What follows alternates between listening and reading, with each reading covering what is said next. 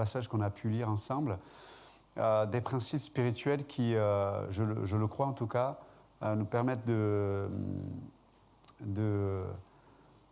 d'être sanctifiés, pour reprendre tes mots, ici-bas dans cette vie, cette marche chrétienne. Et là, un peu, le titre du message, c'est d'être sur les pas du prophète. Sur les pas du prophète. Et là, c'est Samuel, évidemment, qui était... donc les prophètes avaient pas simplement le rôle de communiquer les oracles de Dieu, mais, comme on l'a pu lire à l'instant, Samuel avait, comme les autres prophètes, un rôle de juge aussi. Donc c'est eux qui étaient utilisés par Dieu pour communiquer la pensée de Dieu, mais aussi pour diriger le cœur des hommes dans le peuple d'Israël à s'attacher à Dieu. C'était son rôle. Donc il jugeait le peuple, aussi il jugeait les affaires communes, lorsqu'il y avait des différends au niveau social, au niveau, enfin à tous les niveaux, le prophète qui était juge avait ce rôle. Mais là, donc, comme on l'a lu un peu, et ces deux versets, c'est intéressant de voir un peu sur les pas du prophète, il y a une sagesse que Dieu veut nous enseigner sur comment Dieu veut nous amener à un endroit où il veut qu'on demeure.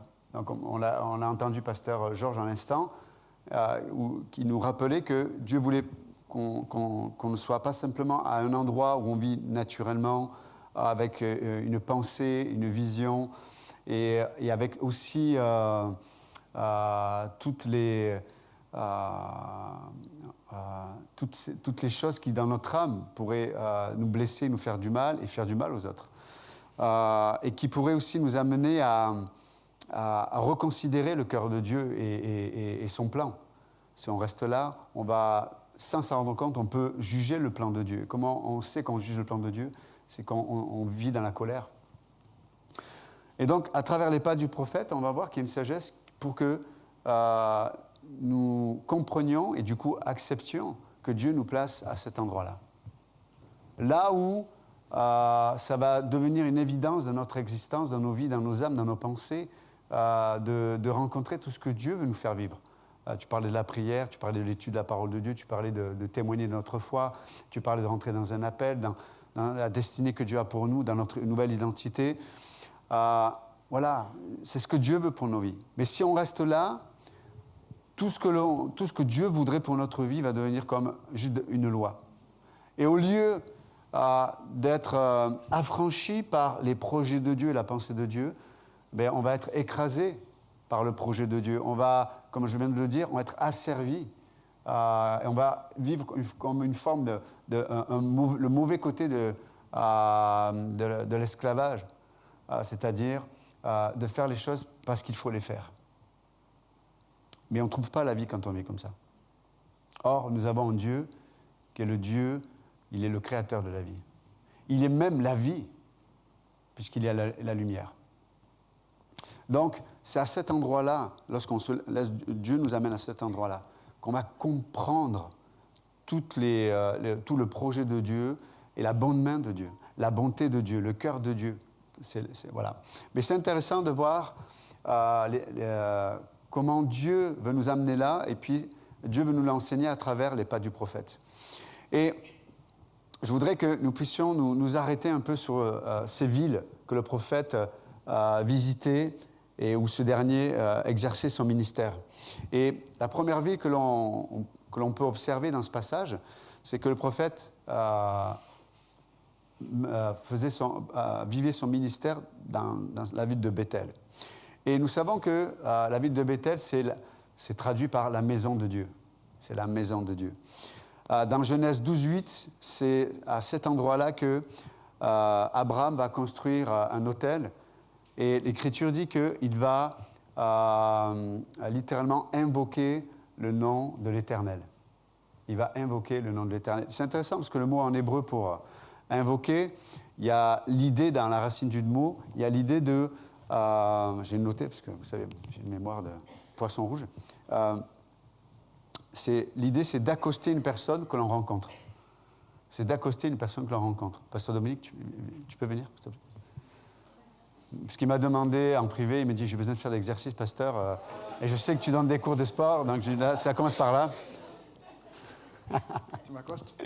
Non, alors, avant. Donc, on se croise? Tu vas me faire un coup de Krav Maga? Non. Okay. Alors, on se croise. On se croise, voilà. Et, excusez-moi, j'ai pris le seul souris muet de l'église. Bon, pour un musicien. Donc voilà, l'idée, c'est que, voilà, on se croise, puis on va se parler. Ou alors, l'autre image, viens avec moi, elle est plus facile, celle-là. Voilà. Là, tu regardes le public. Voilà. Bonjour, public. Voilà. Non, est-ce que ça vous est déjà arrivé d'être dans un ascenseur avec quelqu'un que vous ne connaissez pas? Et là, ça se monte ou descend, et puis... tu regardes dans tous les endroits, sauf là où il y a la personne. Est-ce qu'il y a que moi ou... Ah, OK. Peut-être pas toi, mais voilà. Mais l'idée, là, dans le mot d'invoquer, c'est d'accoster, de provoquer la conversation. Vous comprenez? Donc, mais alors, vous allez au même endroit que moi? Non? Je sais pas. Ah, d'accord. Mais c'est important de savoir où on va. Et hop, là, Bon, bref, merci, pasteur. Merci. Donc, ça, c'est le mot invoquer. Et donc, on voit qu'Abraham, quand il fait son autel, il ne fait pas juste... il y a l'adoration, mais vous savez, l'adoration, elle peut être abstraite. Mais il adore Dieu, il construit cet autel, mais il va invoquer. Et dans le mot hébreu, c'est comme tu émets un son afin que la personne puisse t'entendre. Et vous avez remarqué comme moi, dans notre vie avec Dieu même, des fois, on a l'impression que Dieu est proche, et des fois, on a l'impression que Dieu est loin. Quand on vit des difficultés, des épreuves, des tests, on a l'impression... Et là, on voit qu'Abraham, le mot qui est utilisé, c'est le mot « invoquer », c'est-à-dire comme si Dieu était loin. Vous voyez, il est là, mais en même temps, il est loin. C'est souvent ce paradoxe qu'on peut expérimenter en tant que chrétien. On sait que Dieu est là, mais en même temps, on a l'impression qu'il est loin. Et là, il y a le mot « adorer », parce que je reconnais la présence de Dieu, mais il y a le mot « invoquer » aussi.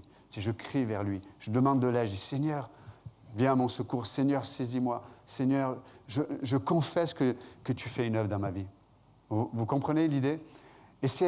Mais c'est à l'endroit où on vit, où on expérimente cette réalité, c'est à Bethel, la maison de Dieu. Et le prophète commençait son ministère là. Tout doit commencer là, en vérité. Tout doit commencer à Bethel, tout doit commencer à la maison de Dieu, à l'endroit où on adore et à l'endroit où on invoque. Tout commence par là, dans nos vies. Tu as des domaines de difficultés, d'épreuves. Vous savez qu'on a tendance à s'agiter, à élaborer des plans ou à élaborer des vérités ou des conclusions selon notre propre sagesse. Dieu dit non, avant d'essayer de trouver des solutions. L'adoration et l'invocation. Je l'adore et je l'invoque. Seigneur, parce que si tu ne reconnais pas Dieu dans ta vie, comment tu peux reconnaître la main de Dieu lorsqu'elle va s'exercer dans tel ou tel domaine? Comment tu vas comprendre ce que Dieu veut façonner dans ta vie ou dans ton cœur à travers ce que tu vis? Donc, et au lieu d'être avec Dieu dans son plan, je vais m'opposer à Dieu en m'opposant à son plan. Vous comprenez l'idée? Mais pour quelle raison? Je dois d'abord adorer, je reconnais sa présence. Seigneur, je reconnais, OK, j'ai problème peut-être de relation, j'ai problème de finances, j'ai problème de santé. Je veux t'adorer. Je reconnais que tu es là. Tu sais, dans Hébreux 11, il est dit, mais il faut que ceux qui s'approchent de Dieu croient d'abord qu'il existe. Ça paraît simple ce que je dis, hein, mais je vous assure que dans nombreuses situations, dans nombreuses chambres de notre âme, peut-être qu'on a du mal à croire que Dieu même existe et que Dieu est en contrôle dans ce qui se passe. Donc, si je ne crois pas que Dieu existe, donc si je ne crois pas que sa bonne main ou sa main est là, c'est moi qui vais prendre le contrôle. Et je vais amener ma sagesse, je vais amener mes pensées, je vais amener mes solutions. Et c'est compliqué. Donc d'abord, j'adore et après j'invoque. Waouh, la maison de Dieu. Le prophète commençait par là. Et de la même façon, tout dans nos vies doit commencer par cela. Et vous savez, des fois, on se sent mal à l'aise dans certains endroits ou dans certains ministères, dans ce que l'on vit, parce que peut-être Ça fait longtemps qu'on ne s'est pas arrêté à Bethel. Ça fait longtemps qu'on a arrêté d'adorer. Ça fait longtemps qu'on a arrêté d'invoquer. Vous savez que Dieu aime qu'on l'invoque? Parce que Dieu aime répondre. Tu sais, Dieu il ne joue pas à cache-cache avec nous. Il dit invoque-moi et tu vois, non. Quand on l'appelle, juste avec, à travers la sagesse des Écritures, dans l'adoration, Dieu se plaît à répondre. Dieu se plaît à parler. Dieu se plaît à manifester, à se révéler dans notre âme par le Saint-Esprit, qui nous amène à espérer. Contre toute espérance, dit l'Écriture, en parlant d'Abraham, quand il ne pouvait pas avoir d'enfant. OK? Donc, le premier endroit, c'est ça. C'est peu importe ta connaissance de Dieu. Vous savez, dans l'adoration, dans la maison de Dieu, peu importe ta connaissance de Dieu ou ton manque de connaissance de Dieu, tu peux invoquer Dieu parce que Dieu t'a donné un moyen de l'invoquer. Peu importe qui tu es, peu importe ta maturité spirituelle. C'est vrai ou pas? Crier à Dieu, tout le monde peut le faire ici. Vas-y, faites voir. Vous savez crier ou pas? Hey! Au secours! Tu es là? OK. C'est vrai ou pas? On peut tous le faire, peu importe notre maturité, etc. Donc, c'est merveilleux.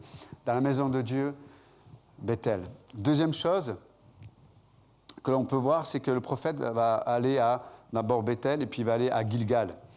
Alors, c'est intéressant, Gilgal, parce que ça c'est traduit par roue, une roue, vous savez. Mais la première mention de ce mot, en tout cas la première définition que Dieu en donne, on le retrouve dans le livre de Josué. Et dans le livre de Josué, je vous lis le passage, il dit que Josué 5,9, je vous lis directement. « L'Éternel dit à Josué, « Aujourd'hui, j'ai roulé de dessus vous l'opprobre de l'Égypte. » Et ce lieu fut appelé du nom de Gilgal jusqu'à ce jour. Ouais, c'est extraordinaire. Donc, l'idée derrière Gilgal, c'est le désir de Dieu ou la capacité de Dieu d'enlever certaines choses. On sait qu'on a dû rouler la pierre. Un ange a roulé la pierre dans la résurrection. Ça nous parle de l'œuvre de Dieu qui enlève ce qui nous lie ou nous retient dans une malédiction, littéralement. Et donc, dans le passage qu'on vient de lire, dans Josué 5, vous savez, ce qui précède, en fait, c'est que tous ceux qui ont douté de Dieu sont morts dans le désert. Et là, c'est une nouvelle génération qui va entrer dans le pays promis. Et ils sont juste devant Jéricho, à Gilgal. Et Dieu dit à Josué, fais-toi des couteaux de pierre et circoncis tous les hommes parce qu'ils n'ont pas été circoncis dans le désert. Alors, je peux vous dire que la chirurgie devait être terrible. Donc, la circoncision, on te coupe une partie chez les hommes. Et donc, l'Écriture dit que ça va prendre un certain temps avant qu'il soit guéri. Mais la circoncision, c'est la marque visible dans notre chair de l'alliance que Dieu a fait avec nous, que nous avons fait avec Dieu. C'est notre appartenance. C'est la marque physique du fait qu'on est différent. Paul va dire, pour le Nouveau Testament, que nous on n'a pas besoin d'être circoncis dans la chair, mais on doit être circoncis dans le cœur. Vous voyez ce que je veux dire? C'est pour ça que, des fois, naturellement, on ne comprend pas les choses de Dieu. Dans l'Épître aux Corinthiens, Paul le dit. L'homme naturel ne comprend pas les choses de Dieu. Lui, il voudrait du point 1, point 2, point 3. On voudrait un mode d'emploi. Bon, alors, un mode d'emploi pour telle situation. Dieu dit non. Circoncision du cœur. Circoncision. Il y a des choses que, dans cette situation, il y a quelque chose qui te lie et que je dois enlever parce qu'elle t'a franchi. Mais en plus, la circoncision du cœur, ça parle de cette mise à part par Dieu. C'est-à-dire que le cœur, ça parle de la réalité de qui je suis. Dans la réalité de qui je suis au plus profond de moi-même, je me suis livré à Dieu. C'est ça la circoncision du cœur. J'ai confiance en Dieu, je me livre à Dieu. Et c'est Gilgal. Et c'est intéressant parce que suite à cette circoncision, c'est là où on a lu cette phrase, que Dieu va enlever l'opprobre. Là, ça parle vraiment du poids de la malédiction. Le peuple d'Israël était esclave, c'est ça l'opprobre. esclave. Et vous savez, dans cette situation dans laquelle le peuple était, quand tu es esclave, en fait, c'est quelqu'un, un maître, qui se sert de toi, d'accord, et qui t'enlève la liberté. Ok. Donc, non seulement tu n'as pas de liberté, mais en plus on se sert de toi.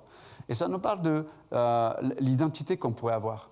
On est dans un monde, il y a une réalité, et la malédiction fait que, à cause du péché, fait qu'on ne sait pas qui on est. C'est la première chose. Et tu ne sais pas à quel point tu as besoin d'être libéré. Mais il y a Gilgal, il y a un endroit où Dieu roule la pierre. Il y a un endroit où Dieu te donne une nouvelle identité. Il y a un endroit où Dieu te rend libre.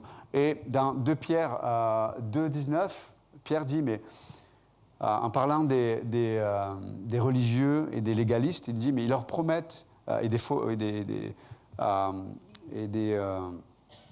prophètes aussi, mais il leur dit, mais ils leur promettent la liberté quand ils sont eux-mêmes esclaves de la corruption, car chacun est esclave de ce qui a triomphé de lui. Waouh! Chacun est esclave de ce qui a triomphé de lui. Dans Romains 6, verset 16 aussi, Paul nous explique ça. Il dit, mais quand tu obéis à un maître, tu es sous l'autorité, sous l'esclavage de ce maître-là. Mais là, il y a Gilgal. C'est-à-dire que le cœur de Dieu, c'est de faire rouler la pierre, d'enlever l'opprobre qui nous empêche d'avoir une bonne identité en Christ, mais aussi de vivre pleinement la liberté que Dieu nous donne. Ça, c'est vraiment important. Et on voit que d'abord, il y a la maison de Dieu, et puis après, il y a le travail de Dieu qui veut nous dire, OK, est-ce que tu es prêt à me faire confiance? Est-ce que tu es prêt à penser avec ma parole? Parce que c'est quoi faire confiance à Dieu? Vous êtes posé la question? C'est quoi faire confiance à Dieu? Faire confiance en Dieu, c'est d'abord accepter et croire que ce qu'il dit, c'est bon pour moi. C'est vrai ou pas?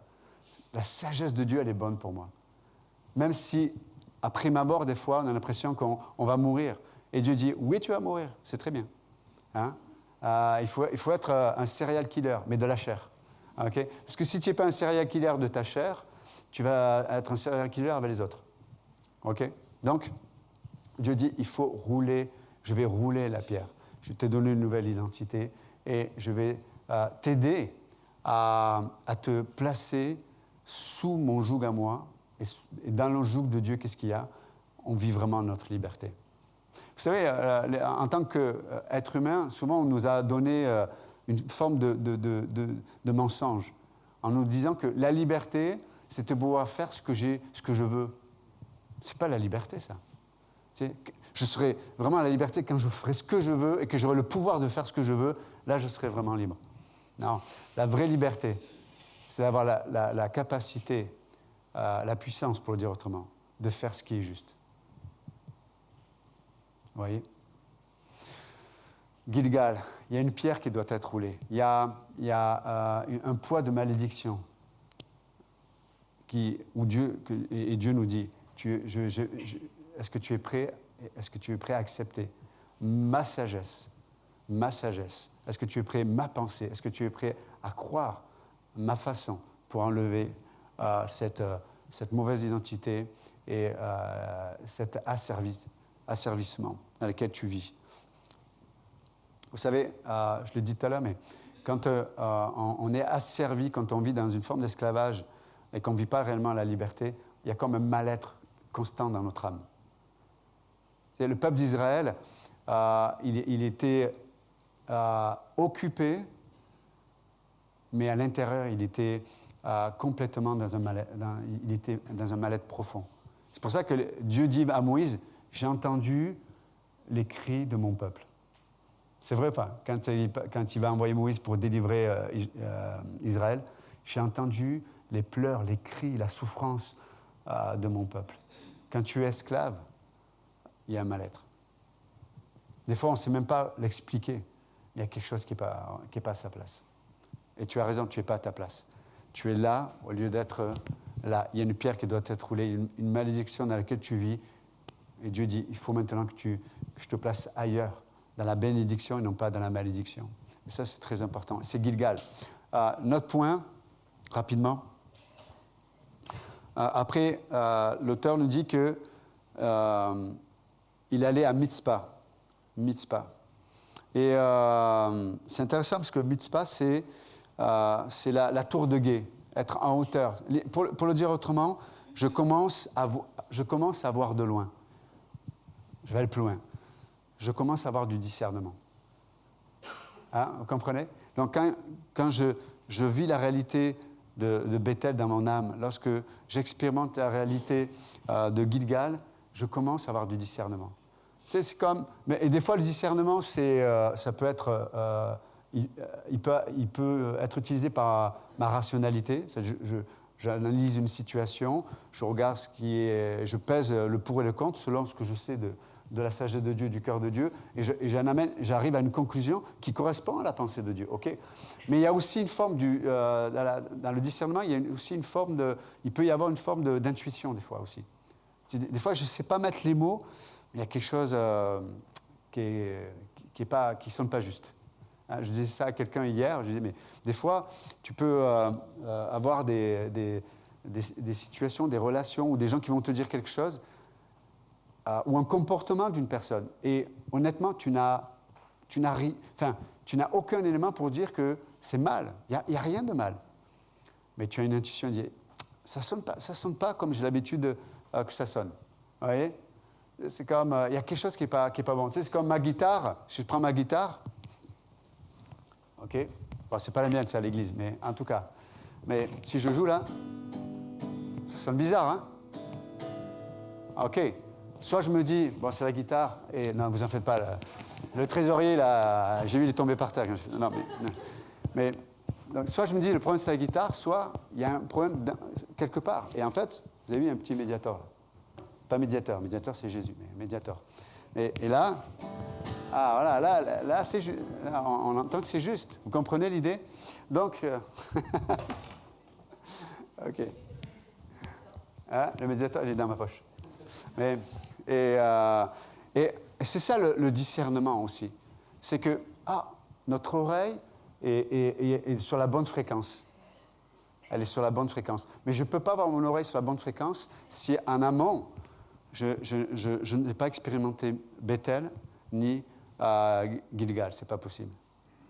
Et là, je pourrais avoir la connaissance du monde, je pourrais avoir l'expérience je veux dire, une expérience pastorale, missionnaire, une expérience de chrétien de 50 ans. Mais si je ne vis pas la réalité dans mon expérience chrétienne de Bethel et de Gilgal, ça ne me servira à rien. Vous êtes avec moi ou pas? Mitzpah, c'est voir de loin. Voir de loin. Et avoir, du coup, la liberté d'accepter ce que je vois. Tu sais, c'est comme... des fois, je peux m'engager dans une relation et objectivement, selon la pensée de Dieu, si je m'arrête, je pourrais dire, si je prends du recul, « Hey, Pasteur Mitch, que Dieu vous bénisse, Teresa. Hey, merci encore. » Merci.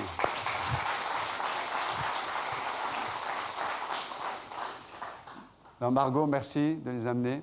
Et comme j'avais un ami camionneur, il me disait, mais si tu prends la route, ne la prends pas toute. Hein? OK.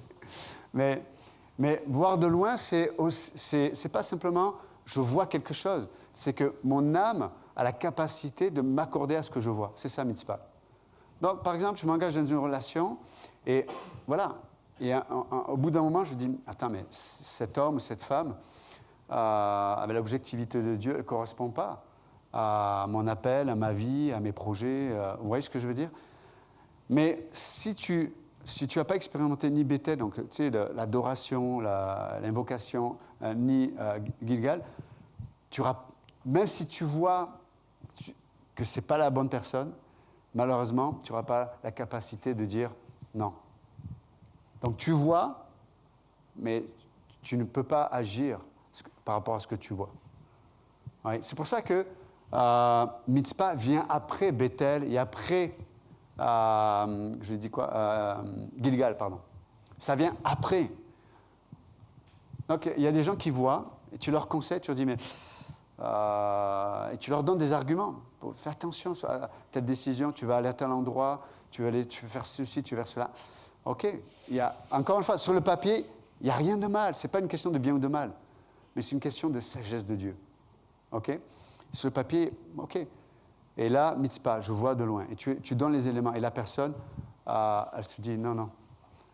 Et vous savez comment on est, des fois? On se dit, mais oui, tu as raison, mais je suis sûr que le Seigneur va faire quelque chose. Surtout dans les relations. Je l'ai entendu, mais 50 fois, je l'ai entendu. Tu donnes les arguments pour dire, juste réfléchis, après c'est ta décision. Hein. Si toi tu t'engages dans cette relation, tu veux te marier, pas de problème. Mais je t'aime, donc je te donne les arguments, les éléments, et la personne, souvent les gens qui ne sont pas passés dans ce domaine-là, à Bethel et à Gilgal, même s'ils voient de loin, même si tu les aides à voir de loin, ils n'ont aucune capacité à s'accorder avec le regard de Dieu. Et vous savez comment on est, hein? Il n'y a pas plus grand croyant qu'un athée. C'est un peu l'idée, tu sais, c'est comme quelqu'un qui n'est pas allé passer ses examens du bac et qui va avoir les résultats, tu sais, à la fin. Et là, l'autre dit, mais pourquoi tu auras les résultats? Je dis, on ne sait jamais. Mais tu n'as pas passé l'examen. Tu ne verras jamais ton nom dans la réussite de l'examen. Et il faut beaucoup de foi pour ça. Mais tu as des gens, même des chrétiens, ils vivent comme ça. Et ça veut dire qu'ils n'ont pas investi 1 milligramme de sagesse de Dieu et ils s'attendent à ce que la chose se passe correctement. Ça ne passera pas correctement. Donc plein de fois, j'ai vu malheureusement, dans tel ou tel domaine, des gens... voilà. Et les gens me disent, c'est toujours cette phrase, non mais là, pasteur, c'est pas pareil. Là. Avec elle, avec lui, là, je t'assure, là, c'est pas pareil. Je joue pas au violon, mais je crois que je vais m'y mettre, hein, je vous assure. Et regardez une chose, c'est très intéressant, il y a une petite note de bas de page, c'est que, vous savez, le roi Saül qui va venir, là, avant le roi David, il va être oint par Samuel à Rama, on va le voir, Rama, tout à l'heure. Il va être présenté au peuple à Mitzpah, donc on en a parlé en instant. Il va être couronné plus tard à Gilgal, le roi Saül. Mais jamais il est passé par Bethel. Intéressant. Jamais passé par Bethel. Il a jamais mis son cœur dans la maison de Dieu. Et pour finir, Rama, c'est là où va demeurer le prophète. Et Rama, ça signifie tirer de l'arc, un archer, précipiter. On le traduit aussi des fois par tromper, tu sais, quand tu trompes quelqu'un. Mais ce qui est intéressant dans ce mot-là, dans Rama, si on devait juste amener le côté pratique, c'est atteindre son adversaire sans s'exposer à ce dernier. C'est le principe de l'archer. Hein? Donc il va atteindre son adversaire de loin, mais il ne va pas être à distance pour être touché par l'adversaire. Vous voyez ce que je veux dire? C'est Rama. C'est-à-dire que quand on passe dans tout ce processus-là, on va être efficace dans les batailles de nos vies, mais on ne va pas s'exposer à l'ennemi au milieu de ces batailles-là. Ce n'est pas extraordinaire, ça? Et vous savez, pasteur, tu l'as dit tout à l'heure, pasteur Georges, dans Jean 3, je vous lis un passage, dans Jean 3, 6 à 8. C'est pour illustrer ce que j'essaie de vous communiquer. J'espère que je suis clair ce matin.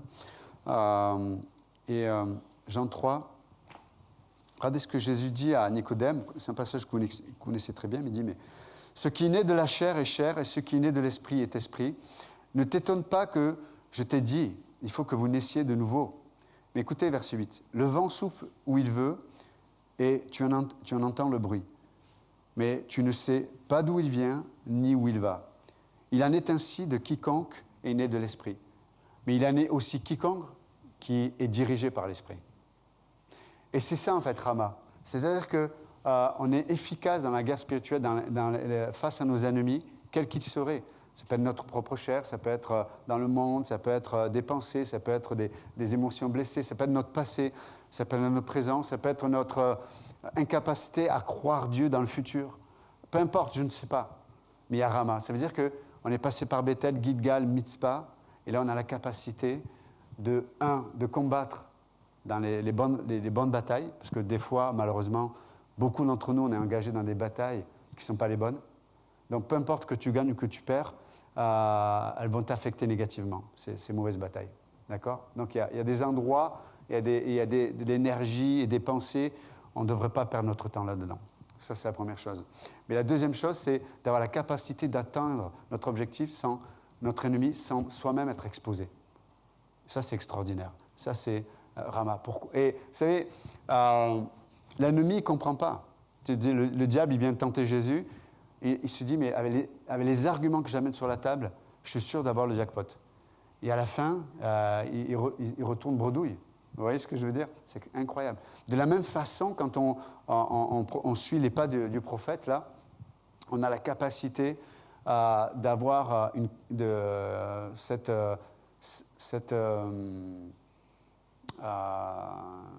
acuité et précision de toucher l'adversaire sans être touché.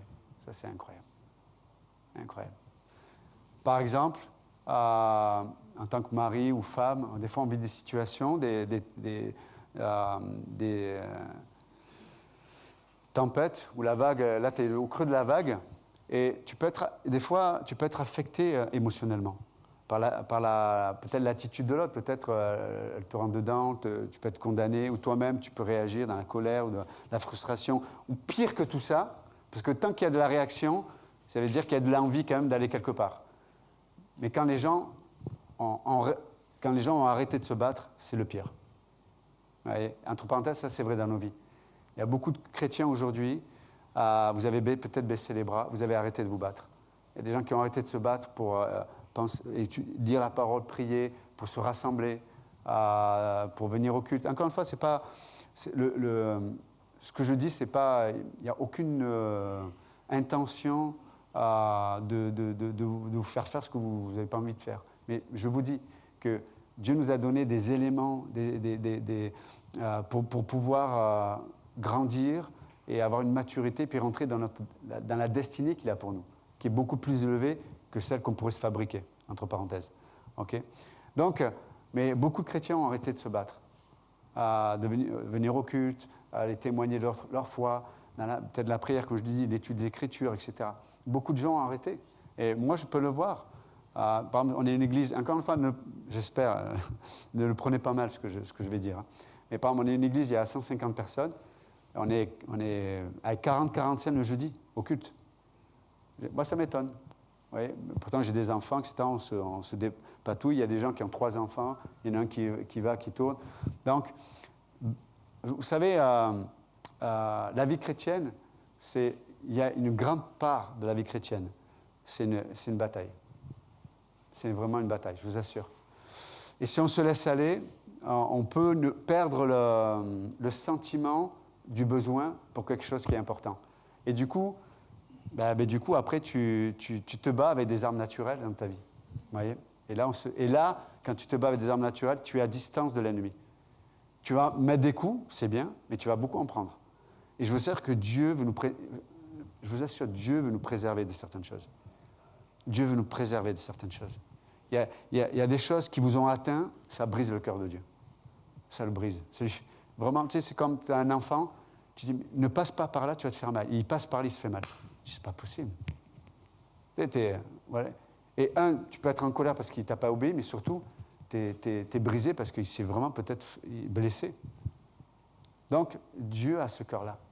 Donc, je finis, c'est tard, mais Bethel, Gilgal, Mitzpah et Rama. Soyons dans les pas du prophète. Et on sera au bon endroit pour vivre la vie de l'esprit, qui n'est pas une vie facile, mais qui est une vie surnaturelle. OK? Je ne veux pas vous vendre un produit qui n'est pas vrai. En vous disant, voilà, la vie de l'esprit, tu marches sur les eaux, il n'y a rien qui te touche. Non, ça, c'est le bouddhisme. Non, la vie chrétienne, il y a vraiment la mer, il y a vraiment mais il y a vraiment une provision qui vient de Dieu. Amen. Merci, que Dieu vous bénisse. Merci.